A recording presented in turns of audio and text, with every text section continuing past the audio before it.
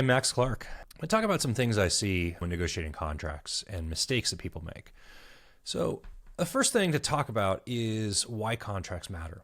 Contracts matter when the relationship is ending. Well, it matters when the relationship's ending or when one side wants to enforce a boundary. And that's when the contracts come into play. When you're in a honeymoon phase with a provider and everything's lovey-dovey, or the provider is trying to get more out of you in the relationship, everything is fantastic, everything's going great, there's no problems, it's all just sunshine and roses. Now, when you get to a point where a boundary is trying to be enforced, or worse, where the relationship is ending, this is when the contracts come into play. Now, when you are negotiating a contract, there's a bunch of things that really matter, and there's a bunch of things that are going to matter to your lawyers. Reps and warranties, limitations of liability, venue, jurisdiction, mechanics of how it gets enforced, things along those lines. When we look at contracts for our clients, what we're looking for comes into how we manage risk for them. And what I mean by that is what terms govern financial implications or service implications within that contract. So the most common things, and these are the things that are on our checklist that we start with before we even look at anything else. Does the contract auto-renewal? How does the contract auto-renew? How do you prevent the contract from auto-renewing? Is that defined in the agreement? Is it not defined in the agreement? So that's important. If you want to terminate that contract early, if you're in term, what happens? How do you terminate early? What is the penalty for terminating early? You're going to see this defined as either an early termination liability or an early termination fee, ETFs and ETLs. What's the actual reality of that termination? So for instance, I've seen a lot of agreements that have 100% ETF language built into it. And I will tell you from experience in this in court, judges don't like enforcing 100% ETF language. So, hint for providers out there, 100% ETF doesn't work. Also hint for on the client side, if you see somebody trying to enforce 100% ETF, chances are they haven't litigated that agreement yet because it's not enforceable. We look for what's your rights to terminate without penalty? So commonly within contracts for IT services, you're going to have a service level agreement. And there's going to be phrasing within the actual contract, usually the master services agreement, that's going to say that the sole remedy under non-performance for the provider is defined in the SLA. And then you go and you find the SLA document, and the SLA document is going to start defining all these crazy things for service credits. And it's going to say if we have an outage for 5 minutes and 24 seconds or latency over 62 milliseconds or jitter beyond this point or something else. And it's always usually extremely technical. These things happen. And usually after a threshold, what happens is some sort of credit gets issued. Now, this is not a penalty or payment back to you as a customer in this situation.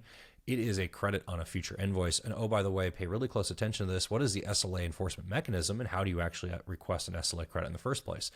Usually it requires the provider to acknowledge the outage, and it requires you to request it via a ticket within a set amount of time from the actual outage itself. So if you don't do that, you're not getting the credit anyways. Now, credits are they're good, but they're a really weak mechanism for you as a client within a contract with a provider, because the penalty is relatively weak for that provider, especially if you're dealing with a high margin service. If you're dealing with something like a voice over IP or a UCaaS platform, it's more than 90% margin. So it's not really that significant of a penalty for the provider. So what we like to do is we like to make sure that we define exits and the right for the client to terminate the contract under SLA breaches. Now, again, you're going to tell a lot about the provider by how they negotiate this with you and what they're looking for. But really what we're looking for is a breakup provision or a right to terminate the contract without penalties for our clients based on non-performance and SLA violations. So if the provider is violating their own SLA that they write at some threshold, the client has the right to say, this isn't working for us and we're going to move on. Now, there's other things that you want to have in these agreements. Understanding what your force majeure rights are very important. So force majeure, what have we seen? Major fires in California, pandemic, of course, into 2020, supply chain issues as a result of that. There was just an earthquake in Japan. Previously, you see hard drive supplier shortages with the tsunami in Thailand. These sorts of things actually do impact and apply to you, and how that language is written becomes more and more important. Now, what we're looking for within these things becomes managed risk and measured risk. So if this relationship sours, what happens and what do you do about it? If the provider is not performing, what can you do about it? What do you do about it? How do you get away from a provider that's not performing and damaging your business, and being able to replace that provider with another solution, another provider that actually can meet your needs and help you stay in business and grow?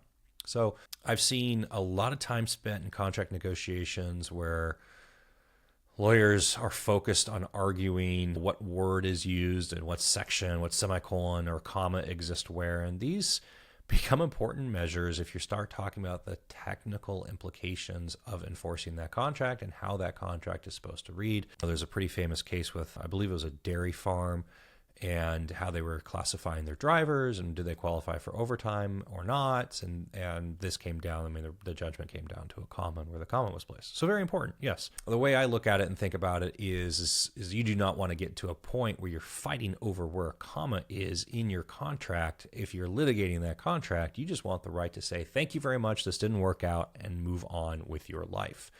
Either you want to know that this is only going to cost you a certain amount of money and you're going to move on with your life, or you're going to be able to execute an SLA provision and walk away with some notice and move on with your life. And these things are our top priorities when we're doing contract reviews with our clients. Now, I'll talk a little bit about ETF language. So again, most commonly you're going to see an agreement that's going to say that the ETF is 100% of the remaining term. Now, if you go to that provider and you say, we're not going to sign a contract that has 100% ETF, that provider should do one of two things really for you. The first thing that provider should do is they should offer you a price list and a pricing service schedule for a shorter term. And this is probably the sanest way for most providers to deal with this stuff. Here's your price for 36 months. We don't want to sign a 36-month contract. Okay, no problem. Here's a price for 12 months. It still has 100% ETF in that, but this is the price for 12 months. Now you can use a strategy with this of signing for 12 months and then pushing for a renewal at less rate at the end of those 12 months, which isn't guaranteed, but you can get into that kind of game, mainly because that provider is already established and they know that the cost of churn is higher than the cost of just giving you a better price. Especially if there's a competitive bid coming in, you can usually leverage that and take advantage of that. Now, the negative of that, of course, becomes the price goes up. What was probably pretty cheap at 36 months becomes much more expensive at 12 months. On the other end of this, we have a lot of providers in our portfolio that have standard language of 50% ETF. So if you sign a 36-month contract and on month 6 you decide to cancel, it's 50% of 30 months remaining, you're writing a check for 15 months worth of service. And that's a very, I think, reasonably appropriate ETF language for both the provider and the provider and you as the customer. Now, okay, so third one that's pretty common is we'll see 100% ETF for the first year, and then you'll see step down for additional periods within that term. So maybe it's 100% year 1, and then 80% year 2, and then 60% year 3, and so on and so forth. And also, depending on how that language is actually written, pretty reasonable. So what the provider is trying to deal with is covering their costs and their outlay under that agreement and their contract, what they're providing service to you, right? So what their risk is recouping what their cost is plus whatever margin they need in order for it to make sense. So understanding what the provider's actual cost structure is becomes very critical for you if you want to start negotiating these ETFs. So if you're dealing with an aggregator or a reseller, somebody that's reselling a service, what are they reselling and what are their terms with their service provider, right? So if you're dealing with somebody who's reselling one of the ILECs, right? So what's their term, what's their language with the ILEC? If they have a 50% ETF language with that ILEC, and most likely if they have a same contract, they also have the right to move service within a certain period of time. So now that your maximum ETF to that reseller should only be 50%. And you should also have language in there that says if they're successfully able to relocate that service within X period of time, that your ETF should probably not even be 50%, right? Now you have to pay, it'd be reasonable for you to pay a fee for the inconvenience that they have to go through and whatever costs they have to bear in that process. But is it really costing them 100% to terminate? No, of course not. So knowing what those numbers are and knowing what that structure is will help you as you're negotiating your own contract language. Now, let's see, what else should we talk about here? So ETFs. Also commonly, you'll see provisions where your rates are protected inside of the term. But once the contract goes month to month, then the rate can go to market. This becomes a really interesting one. Some providers will go month to month, and then they'll immediately double the cost once you hit month to month to try to reinforce a new contract term. Understanding what that looks like, whether or not you can or cannot negotiate that in the first place is good to know. And as a strategy, in a lot of cases, we'll advise our clients as part of their initial order when they're signing and executing the first contract to immediately submit a termination notice. So if we were not able to negotiate a month-to-month renewal extension of after the initial term, and the provider really dug their heels in and was forcing some sort of annual renewal terms, just send them notice immediately. Give them termination notice. There's nothing that says, termination language says that you have to provide notice before some date. By default, it's usually 90 days.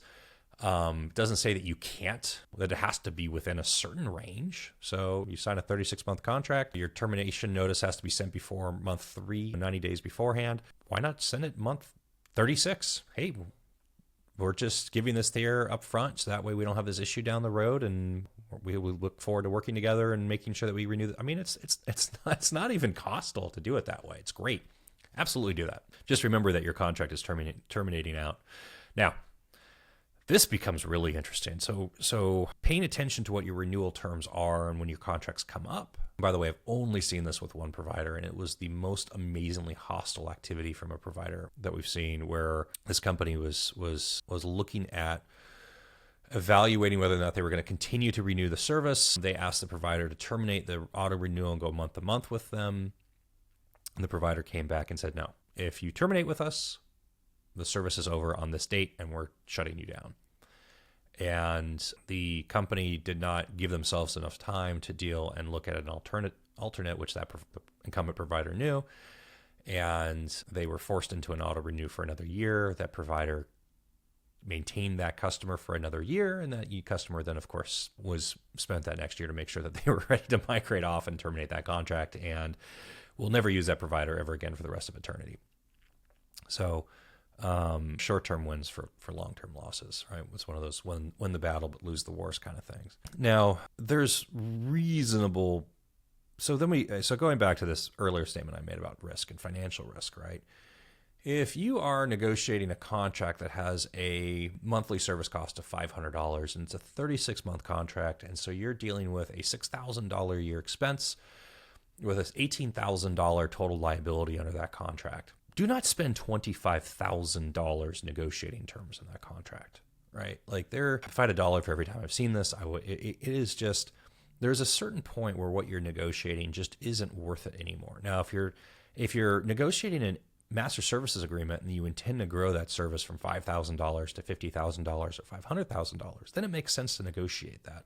And by the way, you can always negotiate that later. But I've seen a lot of contracting cycles get completely derailed because counsel gets involved and wants to just go absolutely crazy with a red pen on an agreement, and you get this contract back, and you look at it and you're like, this contract is worth $10,000, right? Like there's like, you're gonna really argue every paragraph of a 6-page MSA because that's just what you feel like? Are you bored?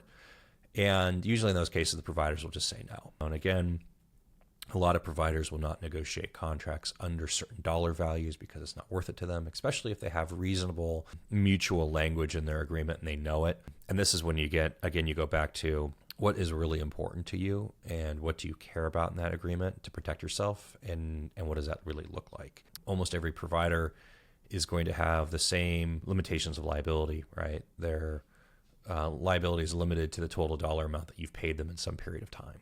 Are you going to be able to change that? Probably not. By the way, providers cannot contract. You can't protect yourself against negligence and intentional acts in a contract, right? So like seeing people waste a lot of time trying to change language related to that. It doesn't matter. You walk into court because of negligence or an intentional act by an employee of the provider, and all bets are off. My other favorite one that I see all the time is related to bankruptcies. Of course, you get all this language inserted about, in the case of bankruptcy, this contract is null and void and blah, blah, blah, this and that and the next thing. And guess what? The minute that bankruptcy happens, a TRO goes into place and everything is controlled by a federal judge. And you are not going to that judge and saying, Your Honor, my contract says that the contract is null and void because of bankruptcy. And that judge is going to look at you and just be like, no, it's not. I'm in control here. Deal with it, basically. So don't waste a lot of time trying to negotiate bankruptcy provisions in these agreements, because it doesn't matter. If you haven't been through a bankruptcy with a service provider, or if you're a service provider and you haven't been through a bankruptcy with one of your customers as an unsecured creditor in that line, it's an eye-opening experience, because what you think matters actually doesn't matter anymore. Anyways, I'm Max Clark. Hope this helps you. If you have any questions, let me know in the comments below, and I will answer them as best as I can. Have a great day.